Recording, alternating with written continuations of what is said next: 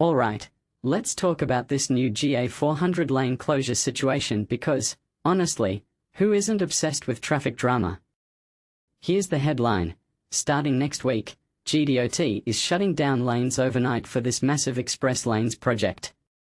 But wait, before you groan and scroll past, let's unpack why this isn't just another road closed, life sucks story. Personally, I think this reveals a bigger pattern about how we approach infrastructure in America, and it's way more fascinating than it sounds.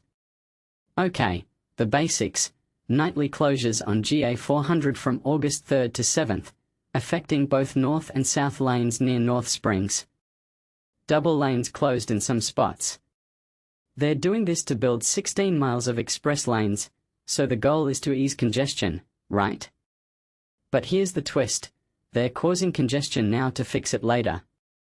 That's like ripping off a bandage slowly instead of just yanking it off.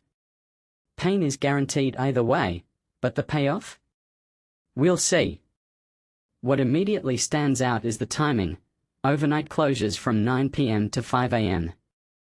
On paper, this seems smart, less peak traffic. But wait, who actually uses highways late at night? Delivery trucks, night shift workers, emergency responders. So is this really a low-impact window, or are we just shifting the burden to people who don't have the luxury of commuting 9 to 5? That's a detail most folks miss. And here's what GDOT didn't tell us: detour routes. No guidance? Seriously? In my opinion, this isn't just lazy planning, it's a symptom of a bigger issue. Governments love announcing projects with glossy renderings but hate giving practical details until the last minute. How hard is it to map out alternative routes? Drivers are already stressed. Forcing us to guess the best way around closures feels disrespectful. Then there's the weather caveat: all work is weather permitting. Translation: we might delay it, but we won't tell you until it rains. This drives me nuts.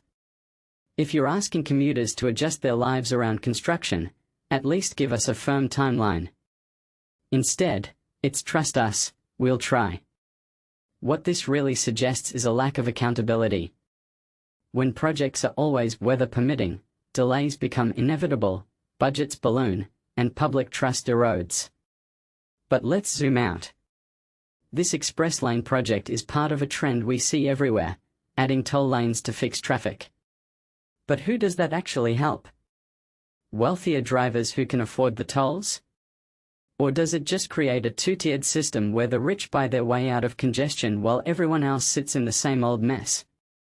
That's the deeper question here. Express lanes sound innovative until you realize they're less about solving traffic and more about monetizing it. So, what's the takeaway? This GA 400 closure isn't just a local headache, it's a microcosm of how we prioritize, or fail to prioritize, infrastructure.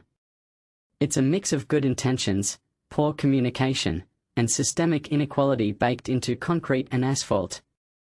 If you take a step back, it's a reminder that every road project is a reflection of our values. Do we value efficiency, equity, or just keeping the status quo? What do you think? Are express lanes the future, or just a cash grab? Drop your take below. Let's turn this traffic jam into a conversation.